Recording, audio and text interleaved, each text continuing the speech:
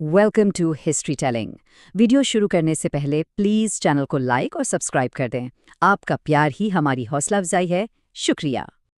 तसव्वुर कीजिए, साल है 2006। बहरुल काहिल का खुला समंदर। अमरीकी कोस्ट गार्ड के लिए ये एक बिल्कुल आम सा दिन था, जब तक कि उनकी नज़र एक बहुत ही अजीब, आधी डूबी हुई चीज़ पर ना पड़े। जब उन्होंने इसे रोका तो वो बिल्कुल दंग रह गए। ये कोई आम कश्ती नहीं थी, ना ही कोई रिवायती आबदूज। ये एक ऐसी चीज़ थी जिसके बारे में उन्होंने सिर्फ कहानियाँ सुनी थी, लेकिन हकीकत में कभी अपनी आंखों से नहीं देखा था।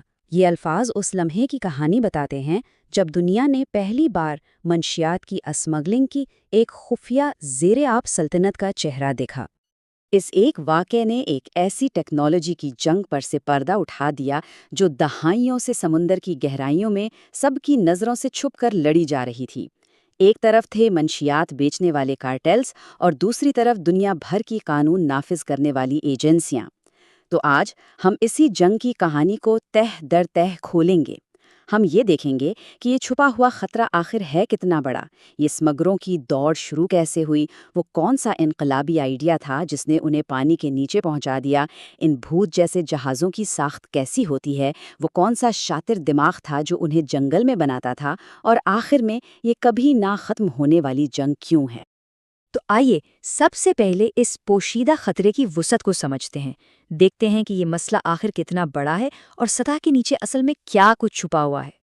अच्छा, तो 2006 में इस पहली आबदूज के मिलने के बाद से हुकाम ने तकरीबन 200 नार्को आबदूजें कब्जे में ली हैं। अब ये नंबर सुनने में तो एक बहुत बड़ी कामयाबी लगता है, और है भी। इसके पीछे बैनुल-अक़वामी एजेंसियों की सालों की मेहनत है। लेकिन सच तो ये है कि ये सिर्फ वो हैं जो पकड़ी गईं। ये तो सिर्फ आइसबर्ग का वो हिस्सा है जो पानी के ऊपर नजर आता है। माहिरीन का यही मानना है कि पकड़ी जाने वाली हर एक आबदूज के बदले न जाने कितनी और हैं जो अपना सफ़र कामयाबी से मुकम्मल कर लेती हैं। तो ये जो बिल्ली चूहे का लामुतनाही खेल है ना, इसे ठीक से समझने के लिए हमें थोड़ा वक्त में पीछे जाना होगा और देखना होगा कि स्मगलरों की ये टेक्नोलॉजी की दौड़ शुरू कहाँ से हुई। तो ये कहानी शुरू होती है जनूबी अमेरिका के घने जंगलात से, जो कोकेन की पैदावार का आलमी मरकज़ है। यहाँ का मौसम कोका के पौधे के लिए बिल्कुल बेहतरीन है, वही पौधा जिससे कोकेन बनती है। ख़ास तौर पर कोलंबिया, पेरू और बोलीविया, उन्हें कोकेन इंडस्ट्री का गोल्डन ट्रायंगल भी कहा जाता है। और अंदाज़ा लगाएं, अकेला कोलंबिया ही अमेरिका में पकड़ी जाने वाली 90% कोकेन का जरिया है। लेकिन यहाँ मंशात पैदा करना तो मसले का सिर्फ एक हिस्सा है। असल चैलेंज तो हमेशा से इसे अमेरिका और यूरोप की मुनाफा बख्श मार्केटों तक पहुंचाना रहा है। 60 की दहाई में ये काम आसान था। लोग सामान में छुपाकर कमर्शियल फ्लाइट्स पर ले जाते थे। फिर सिक्योरिटी सख्त हुई तो इसी की दहाई में छोटे तैयारों का दौर आया, जो जंगलों में खुफिया पट्टियों पर उतरते थे। जब आसमान पर भी निगरानी बढ़ी तो इन्होंने समंदर का रुख किया और तेज रफ्तार कश्तियों का इस्तेमाल शुरू कर दिया। लेकिन 90 की दहाई तक आते आते जदीद रेडार और मुसलसल गश्त ने समझे कि आसमान और समंदर दोनों रास्तों पर एक दीवार खड़ी कर दी थी। कार्टेल्स पूरी तरह फंस चुके थे। जब हर रास्ता बंद हो गया और वो दीवार काबिले तस्कीर लगी, तो कार्टेल्स ने एक ऐसा रास्ता चुना जिसके बारे में किसी ने सोचा तक नहीं था, नीचे का रास्ता। उन्होंने एक ऐसे इनकलाबी और बेमिसाल इंजीनियरिंग हल की तरफ कदम बढ़ाया जिसने इस खेल के उसूल ही बदल कर रख दिए। उन्हें एक ऐसे जहाज़ की ज़रूरत थी जो एक नामुमकिन इंजीनियरिंग चैलेंज को पूरा कर सके। एक ऐसा जहाज़ जो जदीद तरीन रेडार सिस्टम्स को धोखा दे सके, जो समंदरी और हवाई गश्त की नज़रों से मुकम्मल तौर पर गायब रहे, और सबसे बढ़कर जो एक ही वक्त में 5 से 10 टन तक का भारी कार्गो ले जा सके। उन्हें एक भूत की ज़रूरत थी। और उनका जवाब था एक ऐसा जहाज़ जो धात से नहीं बल्कि फाइबर ग्लास से बना था। देखें, धात जो है वो रडार की लहरों के लिए एक चमकते हुए आईने की तरह होती है, लेकिन फाइबर ग्लास इन लहरों को या तो जज़्ब कर लेता है या फिर मुंतशिर कर देता है, जिससे जहाज़ रडार पर तकरीबन पोशीदा हो जाता है।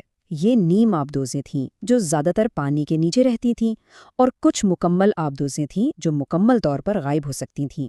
ये थे समंदर के भूत। और ये भूत इतने कामयाब हुए कि 1990 की दहाई से 2006 तक तकरीबन 16 साल कानून नाफिज करने वाले इदारे इसी उलझन में रहे कि आखिर मंशियात की इतनी बड़ी मिकदार उनकी नाकाबंदियों को पार कैसे कर रही है। اس راز کو سمجھنے کے لیے آئیے ان بھوت جہازوں کی ساخت اور ان کی اقسام پر ایک نظر ڈالتے ہیں۔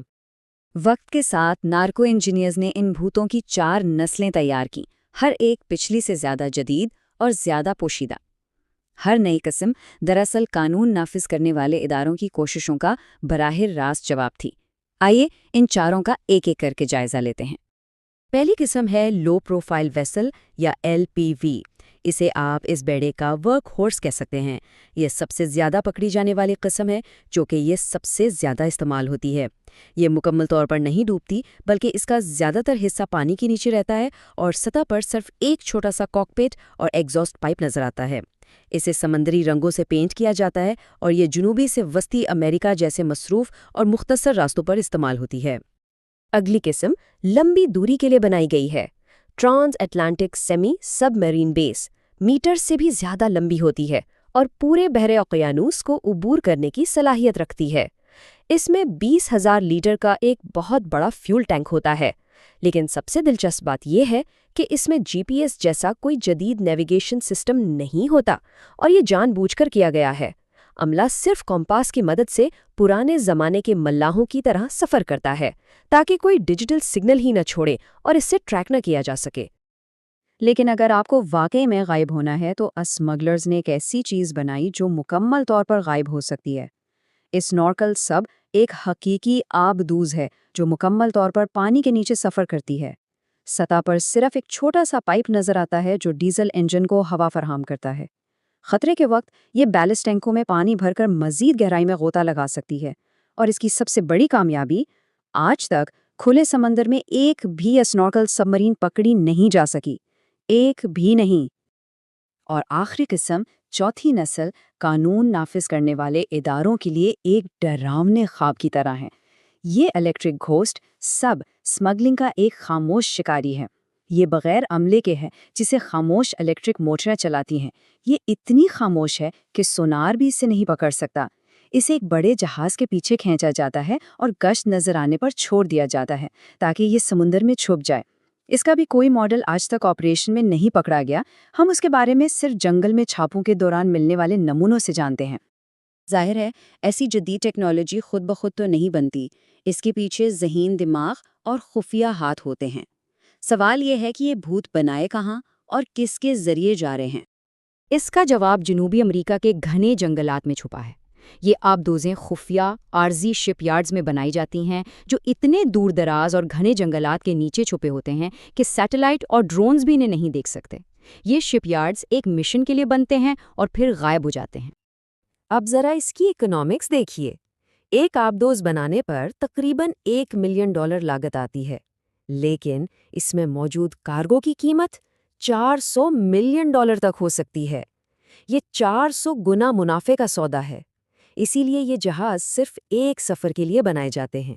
مشن مکمل ہوتے ہی اسے ڈسپوزیبل سمجھ کر سمندر کی تہہ میں بھیج دیا جاتا ہے۔ یہ جہاز نہیں، یہ ایک ڈسپوزیبل $400 ملین کا ڈیلیوری ڈرون ہے۔ اس خفیہ دنیا کے بارے میں ہماری زیادہ تر معلومات آسکر مورینو ریکارڈو جیسے ماسٹر مائنڈز کی گرفتاری سے آئی ہیں، جسے نارکو آبدوزوں کا بادشاہ کہا جاتا ہے۔ ریکارڈو خود اسمگلر نہیں تھا، بلکہ وہ کارٹیلز کے لیے ایک غیر معمولی ذہین ڈیزائنر اور انجینئر تھا۔ وہ شخص تھا جو کارٹیلز کی ناممکن خواہشات کو حقیقت کا روپ دیتا تھا۔ اس کی گرفتاری دشمن کے چیف ویپنز ڈیزائنر کو پکڑنے کے مترادف تھی۔ لیکن کیا ہوتا ہے جب ماسٹر مائنڈ پکڑا جائے یا جب کوسٹ گارڈز ان بھوت جہازوں کے بالکل قریب پہنچ جائیں؟ تب اس کھیل کا آخری اور سب سے مایوس کن مرحلہ شروع ہوتا ہے۔ جیسے ہی کوسٹ گارڈ کا جہاز نظر آتا ہے، عملہ فوری طور پر ایمرجنسی ویلوز کھول دیتا ہے۔ سمندر کا پانی تیزی سے اندر بڑھتا ہے اور چند ہی منٹوں میں آبدوز اپنے کروڑوں ڈالر کے کارگو سمیت ہزاروں میٹر گہرائی میں ڈوب جاتی ہے، تمام ثبوت اپنے ساتھ لے کر۔ عملہ جہاز چھوڑ دیتا ہے اور خود کو ڈوبے ہوئے جہاز کے بیارو مددگار ملاح ظاہر کرتا ہے۔ یہ کھیل کا آخری داؤ ہوتا ہے۔ ریکارڈو جیسے ماسٹر بلڈرز کی گرفتاری بلا شبہ ایک بڑی جیت ہے، لیکن یہ جنگ جدت کی جنگ ہے۔ ریکارڈو پکڑا گیا، لیکن اس کے بنائے ہوئے ڈیزائن اور اس کا علم شاید ابھی بھی موجود ہے، اور یہ بات یقینی ہے کہ کہیں کسی اور خفیہ جنگل کے شپ یارڈ میں کوئی نیا ذہین انجینئر اگلی نسل کی، شاید الیکٹرک گھوسٹ سے بھی زیادہ جدید آبدوز پر کام کر رہا ہے۔ جب تک منشیات کی اربوں ڈالر کی طلب موجود ہے، یہ کاروبار نئی اور جدید شکلیں اختیار کرتا رہے گا۔ سوال یہ نہیں کہ اگلی آبدوز کب پکڑی جائے گی، بلکہ یہ ہے کہ ایک لامتناہی سمندر میں لامتناہی طلب کے سہارے کیا یہ زیر آب جنگ واقعی کبھی جیتی جا سکتی ہے؟ If you want to know the history of the world and upgrade their life, please like, subscribe, and share it with your family and friends. If you want to make money, comment money in the comments.